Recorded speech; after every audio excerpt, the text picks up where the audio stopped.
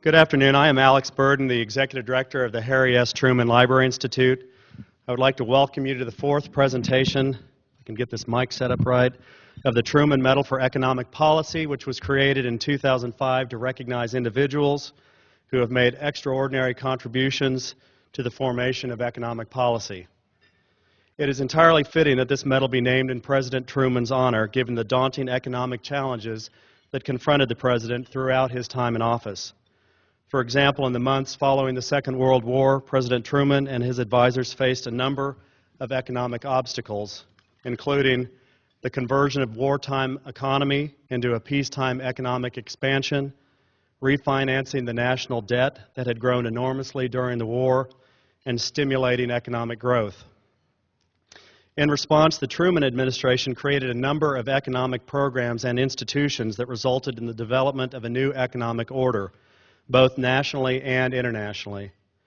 Internationally, President Truman and his advisors established the United Nations, the World Bank, and the International Monetary Fund. In terms of domestic policy, the Truman administration's most significant and lasting contributions were the creation of the Council of Economic Advisors and the Monetary Accord of 1951, which gave the Federal Reserve Bank the ability to use monetary policy to help manage the health of the national economy. President Truman was also known for courage in the face of adversity and uncertainty, and he faced numerous domestic and international challenges which required difficult decision-making. Therefore, it is especially appropriate that the Truman Medal for Economic Policy Award be presented today to an economist, Alan Meltzer, who throughout his distinguished career has been a courageous and consistent voice for making the right, while at times difficult, monetary policy decisions. This event is organized through a partnership between the Harry S. Truman Library Institute, the Henry W. Block School of Management, the Council on Economic Education, and the Economic Club of Kansas City. And I would like to take this opportunity to thank my colleagues, especially John York, for their efforts. And on behalf of these partnering organizations, I would like to thank our gold and silver sponsors who are noted in your program for their support that makes this event possible. We're also grateful to J.E. Dunn Construction Company and the Ewing Marion Kauffman Foundation for generously endowing this award in 2005.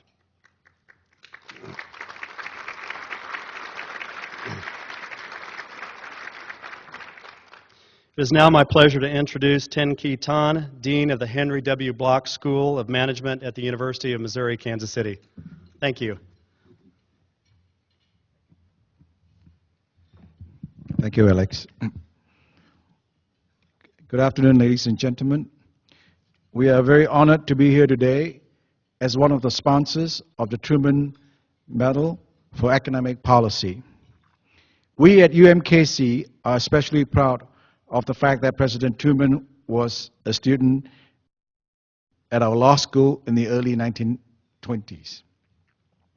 At UMKC, Henry W. Block School of Management, our vision is to become Kansas City's nationally and globally preeminent school of management by nurturing and fostering entrepreneurial and innovative leaders for private, for-profit, and public not-for-profit enterprises. We are committed to help transform talent for Kansas City and beyond through world-class management education.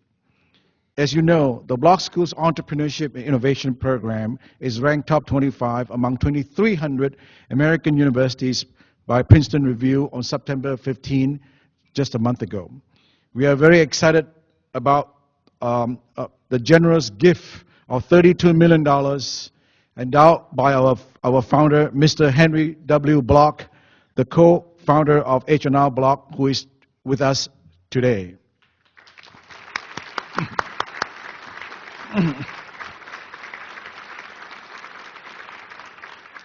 We are working very hard with the architects to build the first business school in America with unique, innovative space architecture to nurture the next generation of entrepreneurs and business leaders, consistent with one of the 5 big ideas announced in mid-September this year by the Greater Kansas City Chamber of Commerce to position Kansas City as one of the entrepreneurial capital of the world. We are very concerned about the persistent high unemployment rate in our economy, unresolved housing crisis in our nation, which has a negative ripple effect on the entire economy, the unsustainable high debt situation, and the uncertain economic outlook in America, complicated by our own political gridlock and the very serious European economic crisis, which can have a negative impact on the global economy. We are inspired today by Truman Medal honoree Dr. Alan Meltzer's economic thinking and his in-depth knowledge of the Federal Reserve Bank system and its role in the economy to help solve our economic problem in a more sustainable way. I hope that as we seek solutions to our economic crisis, we must strive to build a system of democracy based on a sustainable model of capitalism with conscience. Now, it is my pleasure to introduce Mike English, President of Missouri Council of Economic Education. Thank you.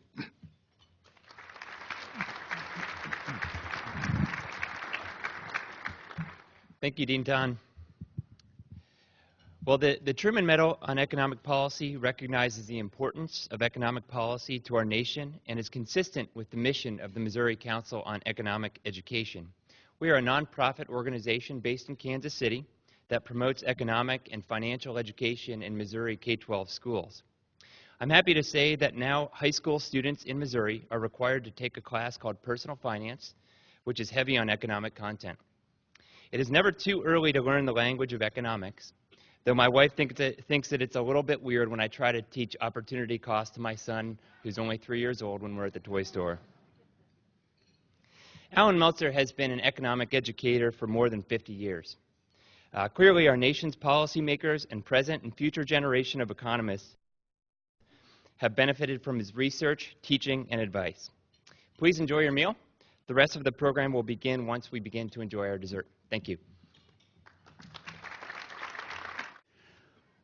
I am John York. I'm the President and Executive Director of the Economic Club of Kansas City. Our club is honored to be a co-sponsor of the Truman Medal for Economic Policy. It is my privilege this afternoon to introduce the person who will present the Truman Medal for Economic Policy to Alan Meltzer. This person is Thomas Honig. Tom, as I'm sure everybody in this room knows, was the president of the Federal Reserve Bank of Kansas City for 20 years. And in that role, he made a substantial contribution to Kansas City, our region, and our country. His integrity and courageous convictions are what we should and come to expect in great policy makers and leaders. Tom has also been a very strong advocate for economic education. The Economic Club of Kansas City was Tom's idea. Tom wanted Kansas City to have an organization that would bring to our community internationally, nationally known policymakers in economic and finance that could discuss with our business leaders and community leaders economic and financial issues. At the same time, increase the awareness of economic policy matters. Tom was also a key founder for this event, the Truman Medal for Economic Policy. He envisioned a forum where we would recognize individuals who had made a substantial contribution to the development and implementation of monetary policy and furtherance of economic education. The Truman Medal Planning Committee is very pleased that Tom has agreed to present the Truman Medal for Economic Policy to Alan Meltzer, because we feel that Alan Meltzer is exactly the type of individual that Tom had in mind, that has the sort of attributes that this medal is designed to celebrate. Tom, the community is very grateful for your extended service at the Federal Reserve Bank of Kansas City and the contributions you have made to this community. So with those of you here, please join me in congratulating Tom on his great career and thanking him for his contributions to our community. Thank you.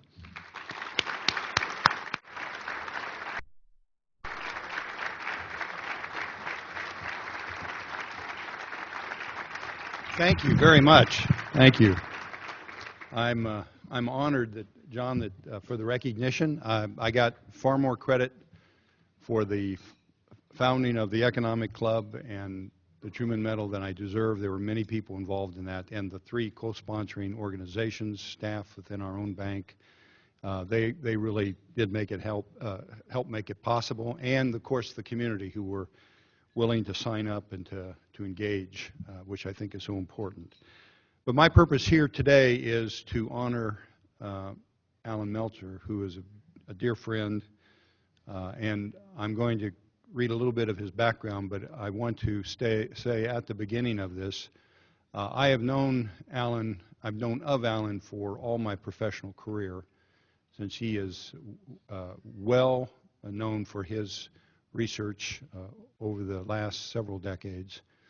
I have known him personally for almost 20 years, and in that capacity, he is what I think of as an example for American leadership, an example of what policy, how policy should be developed, with the honest views expressed and substantiated in all that we have to face, especially in times like this. And that's why it is it is an honor for me to be part of the presentation of the Truman Medal for Economic Policy to Alan. It is in recognition of his distinguished career as an economic policy developer, as a researcher, and as an educator.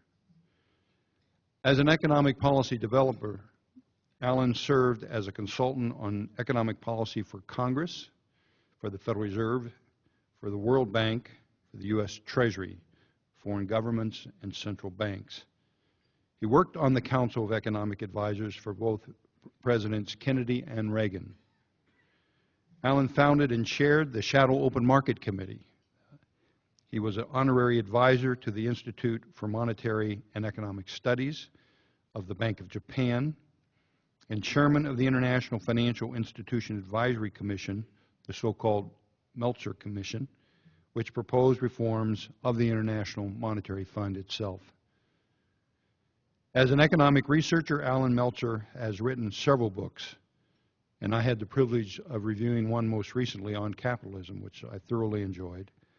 And also, he has authored more than 300 papers on economic policy and theory. He authored what is considered to be the most comprehensive history on the Federal Reserve. Alan has been an educator in economics for more than 50 years. He embodies what the Truman Medal for Economic Policy is designed to recognize. So I'm honored to present the Truman Medal for Economic Policy to my good friend, Alan Meltzer. Thank you very much.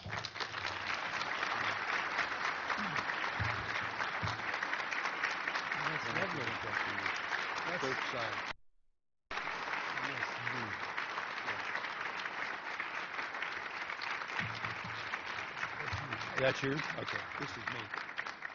Thank you. You put it right here if you like her.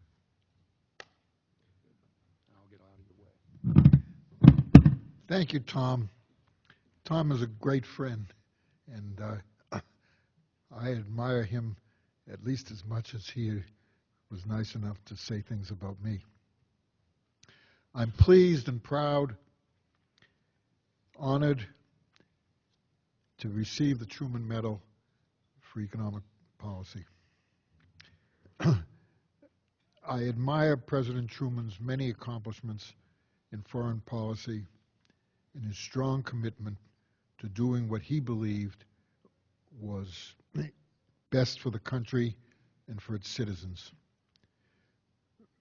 Preparing for this occasion, I reread David McCulloch's excellent biography, and so I'll remind you about President Truman's leadership and decision-making in foreign policy. It's a great pleasure and a special honor to join the three outstanding previous recipients of the Truman Medal. You people have great judgment, good judgment in choosing George Shultz, Paul Volcker, and Alan Greenspan for their many accomplishments. Each performed a great service for our country while in government. I'm very pleased to join them as an honoree and as the first recipient whose career has been almost entirely in the private sector, but involves substantial involvement in the public policy issues. Like President Truman and many others, I believe this is a great country with enormous potential still to improve living standards and increase freedom around the world. The international policies adopted at the end of World War II provided the framework under which we have lived for nearly 60 years. That framework expanded opportunities, living standards, and liberty for more people in more places than any previous time in world history. It was a magnificent achievement. It's something of which this country should be extremely proud. It started under President Truman, and many of the major changes resulted from his decisions. Harry Truman learned the values he brought to the Senate, the Truman Committee, and the presidency as a young man in western Missouri and as a farmer.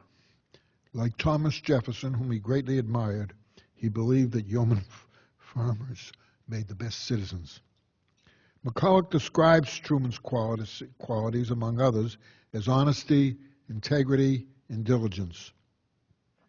He was cheerful, loyal to his friends and employees, and friendly. On his desk he put a motto of Mark Twain's, quote, "Always do right. That will gratify some people and astonish the rest."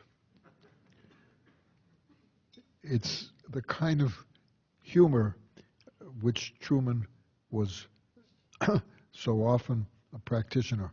Dean Acheson, who served for many years as a Secretary of State, became a fond and devoted follower. Acheson said of Truman, his ego never came between himself and his job. That's a remarkable statement about a politician. President Truman shared a characteristic that other great presidents had during my lifetime. He knew who he was, and he didn't try to be someone else. Presidents Eisenhower, Johnson, Ford, and Reagan also content to be themselves. The press belittled most of them. They preferred presidents who come from the Ivy League. That's a failing, because presidents with self-confidence bear up under the barrage of daily criticism. They make important decisions. They stay with the correct ones and change the others, and they know who they are. When Harry Truman received nomination as vice president, the Pittsburgh Post-Gazette described him as, quote, "one of the weakest candidates ever nominated." How wrong could they be? On suddenly becoming president, Truman faced an extraordinary list of complex tasks that required his decision and leadership. Almost at once, he was off to Potsdam, Germany, to decide on the occupation of Europe and to meet Stalin. While there, he learned that the atomic bomb worked, so he had to make a decision about its use. Characteristically, he decided that his responsibility called for saving thousands of American lives, a decision that many still criticize. Years ago, I met a friend who would have been the commander of a fleet of ships that would feint the invasion of the Japanese home islands. His ships and all the men expected to be killed. They were there to divert the Japanese military away from the main invasion force. That's one example of the many people whose lives were saved by President Truman's decision. Truman never looked back. In the next months of his first term, he began the civil rights movement by desegregating the United States Armed Forces, decided control on the civilian control of atomic energy, recognized the State of Israel against the advice of many respected advisors. Before World War II, United States policy avoided entanglements in foreign problems and conflicts. As President Truman undertook major change in that policy. When an exhausted, bankrupt Britain withdrew from Greece and Turkey, President Truman successfully arranged congressional support. He followed this with a commitment to a containment policy to stop Soviet expansion, the Marshall Plan to restore European economies, NATO to organize the common defense of Europe, and the Berlin airlift to counter Soviet aggression by funding and supplying food necessities of life for the people in isolated Berlin. These policies not only ended isolation, which the United States had practiced up to World War II, but several of them became the policies of every succeeding administration until the Soviet Union collapsed more than 50 years later. These are major achievements that changed the country and the world. And the General Agreement on Tariffs and Trade that committed signatories to tariff reduction and trade expansion was the key to unlocking growth around the world. Countries could not have followed export-led growth policies if GATT had not been ratified. By leading the way toward lower tariffs and freer trade, the United States facilitated the great increase in growth and living standards that is one of history's great achievements. Others later built on President Truman's start. Interestingly, this achievement, freer trade, is not mentioned in McCulloch's massive biography.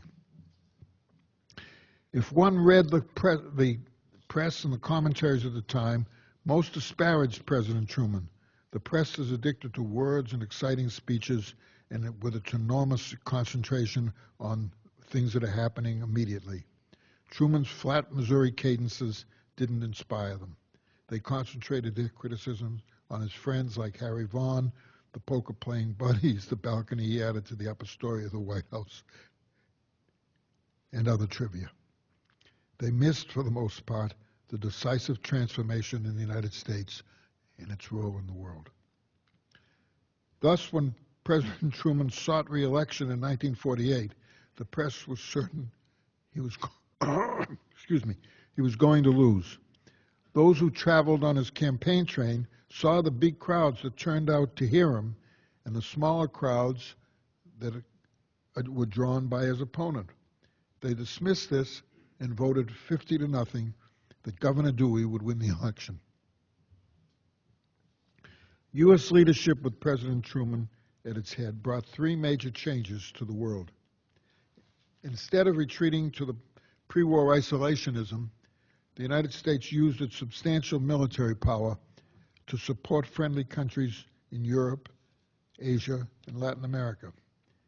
Many countries became free riders on the U.S. by devoting a smaller share of their resources to defense and investing more in economic expansion. The United States fought wars in Korea, Vietnam, and elsewhere, but it avoided a major war. Its decisions were not always wise, but the policy succeeded in winning the Cold War. The Soviet Union disintegrated. Others followed Japan by adopting export-led growth. Domestic producers were encouraged to compete in world markets. Exchange rates remained fixed under Bretton Woods until about 1971, and exchange controls deterred capital movements in or out. The United States facilitated export-led growth abroad by maintaining open markets and serving as a destination for foreign exporters. These pillars of progress are now disappearing. The United States public surprised the world by maintaining strong military to defend against communism for about 60 years. It supported wars in Korea, Vietnam, and Afghanistan at first, but support declined when conflicts failed to reach a successful end. The early post-war claims that we could not be the world's policemen have gained new support. What will happen if we do less in the future? Can trade and commerce continue to expand rapidly in a less stable world? Will companies send their equipment, output, and personnel into unstable countries? Who will take our place or join with us in keeping peace and opposing terrorism? The World Trade Organization enforces the trade rules agreed under GATT and later expanded. Several rounds of tariff reduction reduced trade protection except for agriculture and some services. The most recent round of tariff reduction could not reach a compromise acceptable to developing countries. Bilateral trade agreements are a partial and imperfect substitute.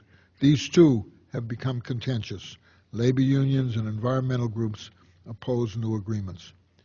Retreat from free trade occurs in other countries as well. China aids domestic producers. Europe, France especially, claims that free trade threatens its welfare state. China relies heavily on exports to reduce poverty. Inflation has increased recently. Higher inflation appreciates China's real exchange rate.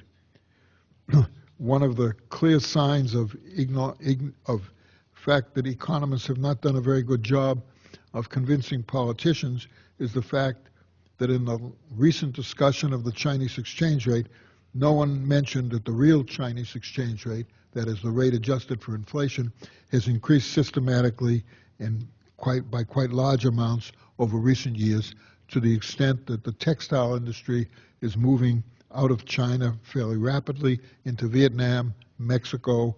Mexico has been expanding its exports to the United States very rapidly and is growing at a rather good rate. The number of laborers leaving agriculture for industry has slowed in China. China's manufacturing wages have increased further, reducing China's competitive advantage. The Congress and the administration berate Chinese failures to appreciate its exchange rate more than it has. They mistakenly disregard the effects of Chinese inflation on the inflation-adjusted exchange rate, the price foreigners actually pay for Chinese exports. The fact that agricultural output is so inefficient in China, they cannot release additional labor very rapidly, and so that growth has slowed down. If you believe the Chinese numbers, then 3/4 of their amazing growth rate comes from moving labor out of agriculture and into industry. That leaves an underlying 2.5% growth rate, which is not substantially different from ours. Will China further erode its commitment to rule-based free trade? We don't know. What seems more certain is that the world's movement to freer trade will slow and reverse. The engine that lifted the world economy for the past 50 years will be weaker in the future. One change is certain.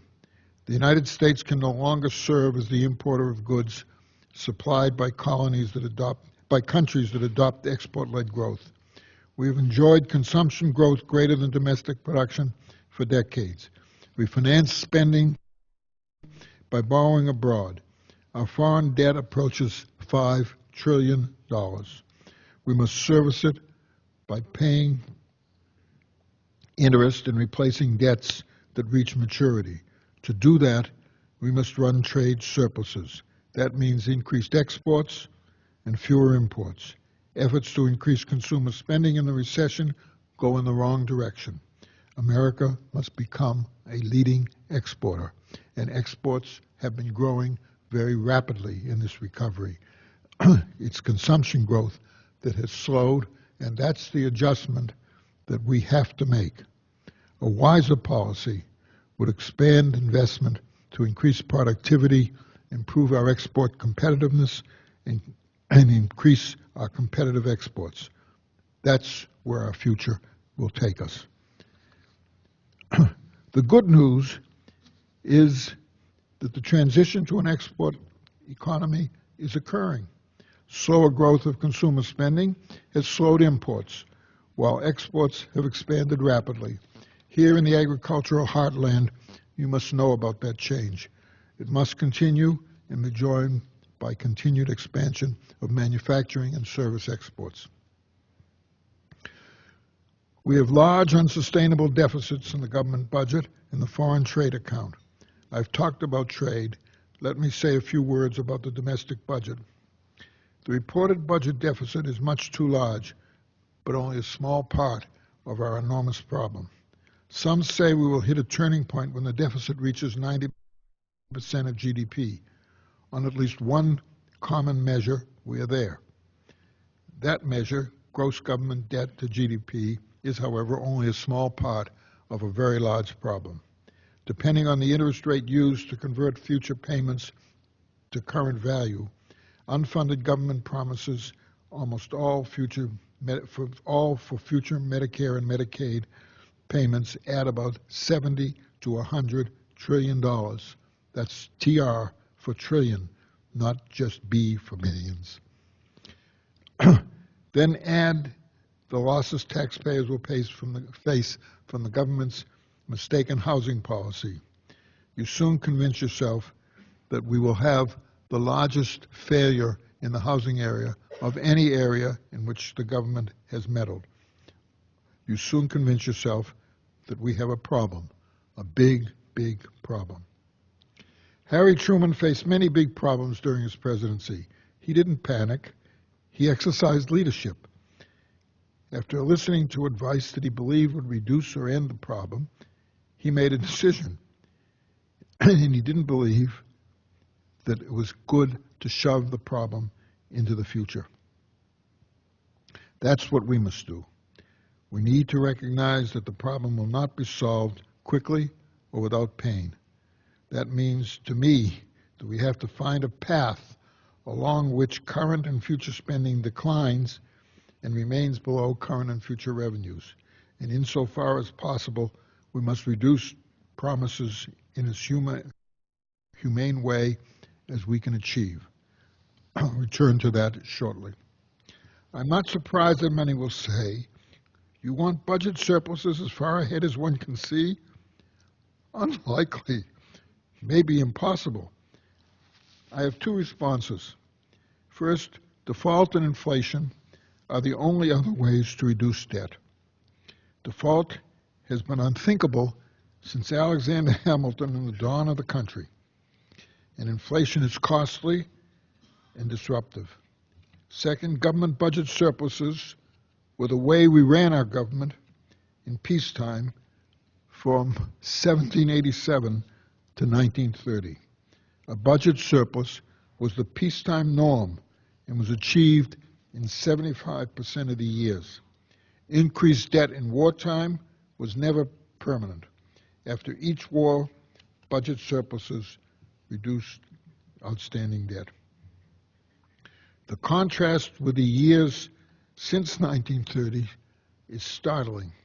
Years of depression, war, and activist economic policy show budget deficits in almost all years since 1930. Dwight Eisenhower and Bill Clinton are the only presidents that achieved back-to-back budget surpluses in the past 80 years. To my knowledge, no other country has ever done anything similar, certainly no developed country. The U.S. had what President de Gaulle called an exorbitant privilege. We financed our debts in our own currency.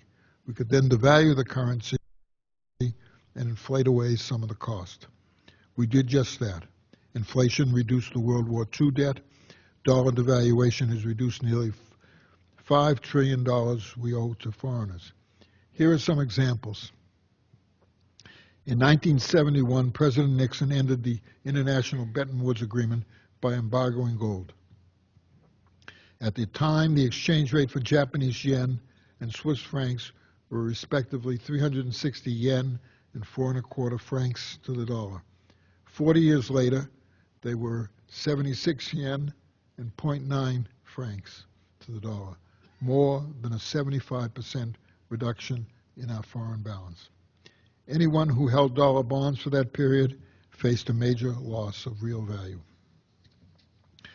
Three main reasons explain the difference between the peacetime budget surplus achieved in 143 years, 1787 to 1930, and almost continuous budget deficits in the 81 years since 1930. First, for most of the earlier years, the United States was either on the gold standard or striving to return to it. I have never been a gold standard advocate, but it enforced a discipline that we no longer have. Second, the public believed that peacetime budget balance was evidence of good government. They later learned to believe that cyclically balanced budgets reduced recessions. Alas, there was never a time appropriate to reduce the budget, so cyclically balanced budget became persistent deficits. Neither political party wanted to be the tax collector of the welfare state. Third, the peacetime years up to 1930, the federal government was small. Government spent 3 or 4% of total spending, not 20 or 25% as at present. The public learned that voting could be used to redistribute income to groups of citizens. The welfare state was born and grew. The principal programs became entitlements, a name that suggests how difficult it is to reduce or eliminate them.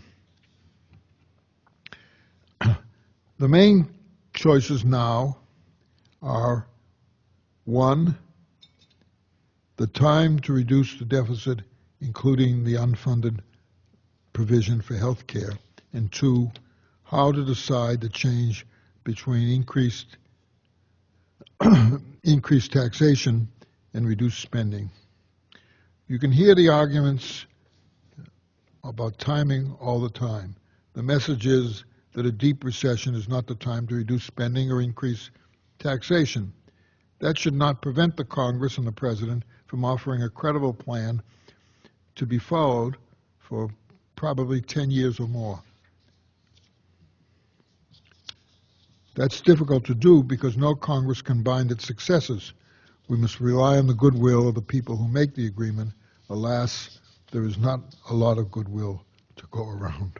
We can only choose a program by first agreeing on the division between higher taxes and less spending. That's much more than an accounting issue. President Obama and his supporters will not want more revenue from people who earn $250,000 a year or more.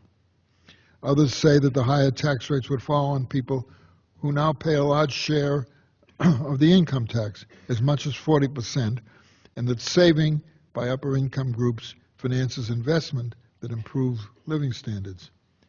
That's a political response. It answers the ever political question, who pays and who receives as a result of government transfer and redistribution programs. The political answer neglects the economic consequence of government policies.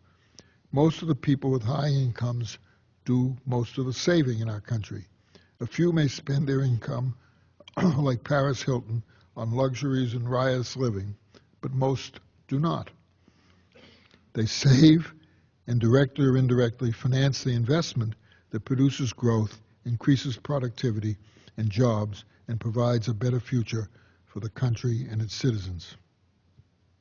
Higher tax rates use current incomes to permanently increase the welfare state. Those who benefit from transfers and redistribution gain, of course, but the cost is that fewer resources are invested. Healthcare spending increases the well-being of beneficiaries, but lowers overall productivity growth. A great flaw in the formerly, maybe presently, popular in some quarters Keynesian theory is it makes no allowance for the fact that when you move permanent resources into government programs, you lower the productivity growth rate for the country as a whole. Reduced government spending works the other way. Investors gain confidence that future tax rates will not rise. Investment and productivity increase. With increased productivity, future incomes are higher. Government collects more revenue at prevailing tax rates, so it can now pay for more spending. This should remind us that spending less currently, welfare and redistribution are delayed, not avoided, until additional spending can be paid from higher incomes.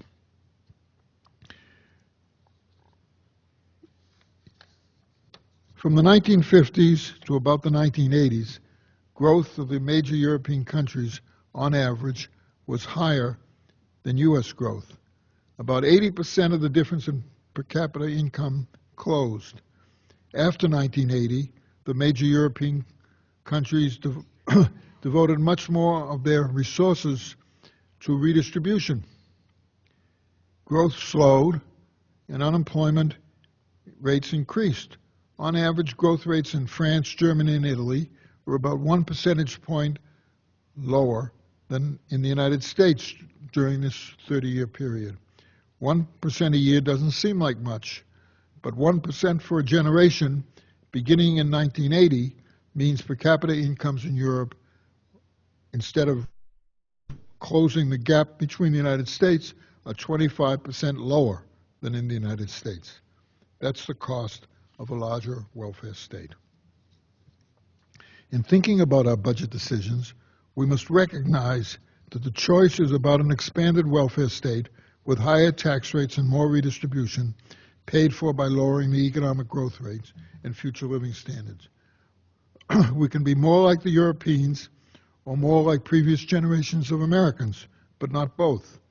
Our recent experience with large budget deficits reminds us how wasteful government spending can be and is. Reducing government spending does not mean that more people will be denied health care. There is considerable waste in government programs. A paper presented at the recent Kansas City Federal Reserve Jackson Hole Symposium pointed out some of the waste in health spending. There's much more. Perverse incentives often drive doctors to prefer expensive treatment rather than inexpensive treatment. As changes in Texas show, limiting medical malpractice payments improves health care and reduces costs. A first order of business should be to increase the efficiency of the health care financing and delivery system by introducing more competition and incentives for greater efficiency. End tax deductibility of employer-funded health care. Permit interstate competition in health insurance, tort reform, and support catastrophic care insurance. Let me say finally a few words about monetary policy. I am, as many in this room, a great admirer of Tom Honig and agree with his reasons for dissenting so many times in the past year. The current Federal Reserve has made many errors. All Federal Reserve chairmen are pressed by politicians and market participants to use monetary policy to give them a short-term benefit. I once asked my friend Otmar Issing, the first chief economist and director of the European Central Bank, if he had heard from politicians about policy very often. His response, every day. Recently, the media pointed out that congressional Republicans urged the Federal Reserve to reduce expansion. That was public, but it was not new. Federal Reserve members, and especially the chairman, are lobbied all the time. Federal Reserve independence does not protect one from political pressures. It is up to them to decide how to respond.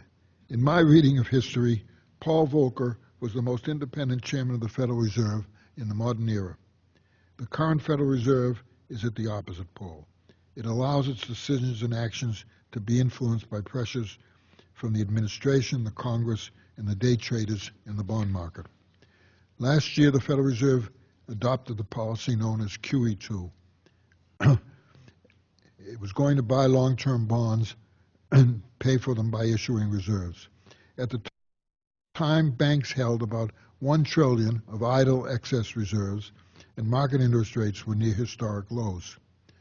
Over the next few months, the Federal Reserve purchased $600 billion of additional government debt.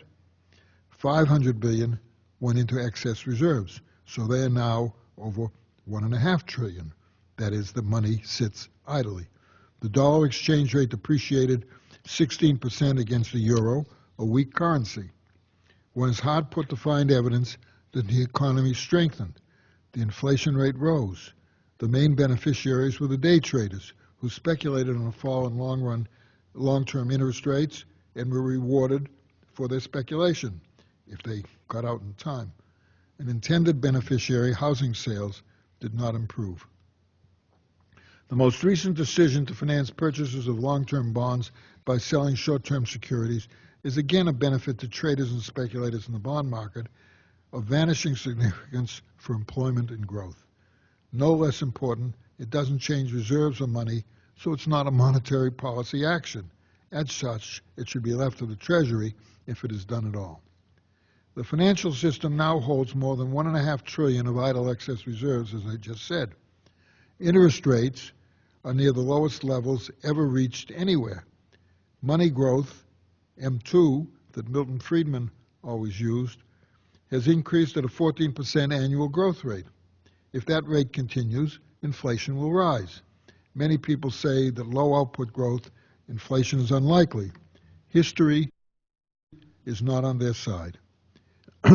Inflation rose during the 1970s despite sluggish real growth.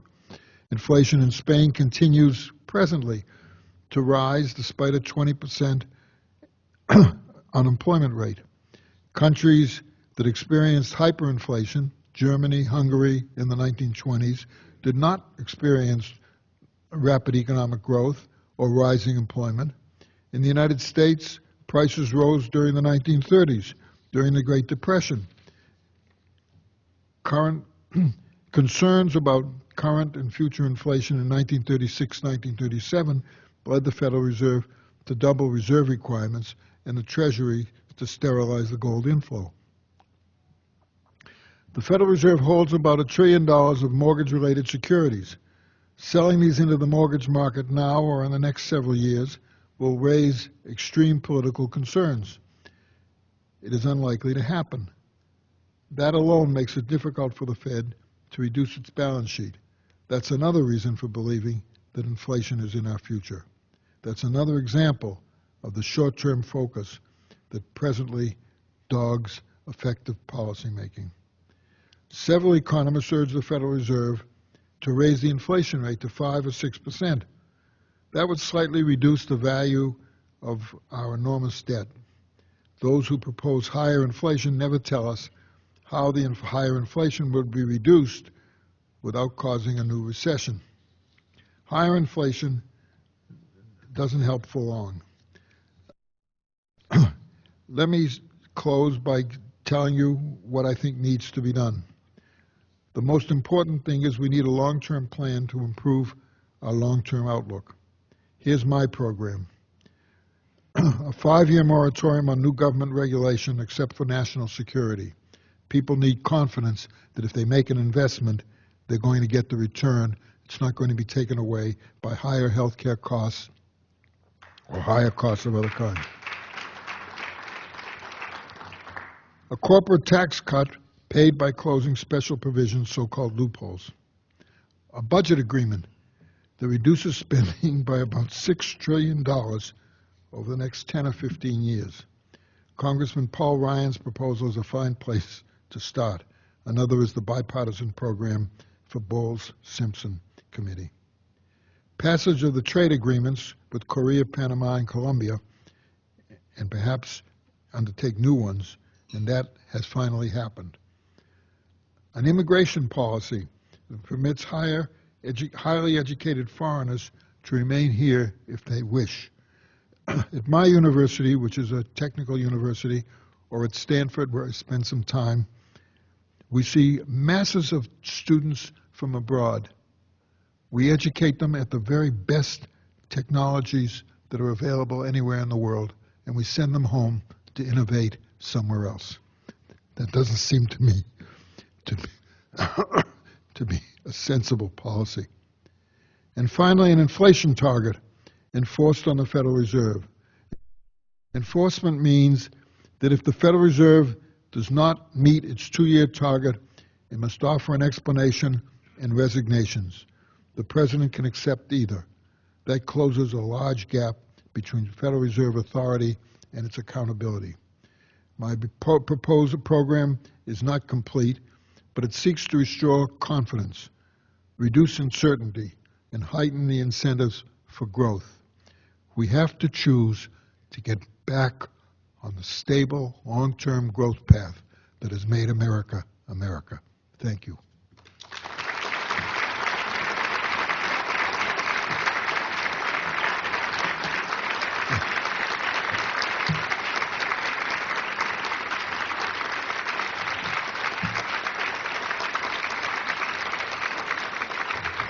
Thank you very much. I'll be glad to answer a few questions. I know there were some because I postponed some till the question period.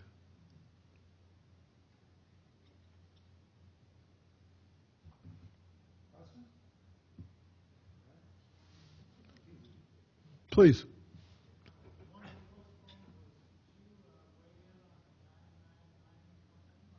Yes, would I weigh in on the 999 plan? Well, I think it's imaginative and creative, and it's a bold offering. I, like many others, hesitate to see another tax put on in addition to the income tax. So I would like it much better if it were the, let's say, 12-12 plan with no income tax. That is, no individual income tax. And I believe the corporate income tax is a bad tax to begin with. Yes.